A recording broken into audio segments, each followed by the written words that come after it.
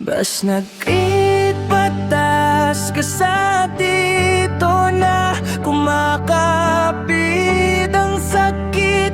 Dito na kumakapit ang sakit. Tinsoy mo na naman ako, parang last option lang ako sa'yo. Nag-like ako sa post mo kahapon, nag-comment pa nga ng ganda mo doon. Pero yung reply mo, emoji lang, isang smiley tapos biglang wala na naman. Hindi naman ako seloso, pero bakit parang may mali dito? Nasinzon mo na naman ako, habang may ka-chat kang ibang tao.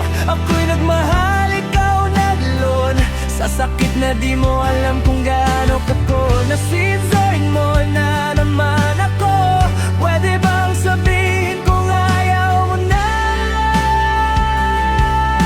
ako? Kung may pila sa puso mo, mukhang nasa dulo ko. May priority line yata yung pogi mong kaibigan sa kabila.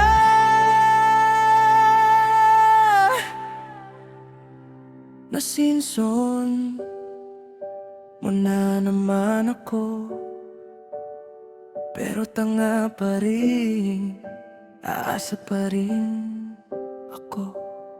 Kasi kahit masakit, kahit ako'y talo, ikaw pa rin ang gusto ng pusong to. Nasinson mo na naman ako, pero ikaw pa rin.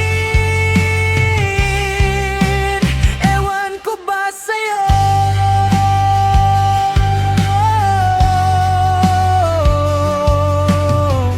Kung sakang ma-reply ka bukas, magpapanggap akong di nasaktan, ayos lang. Pero sana minsan bago ka mag-seen, isipin mo muna kung may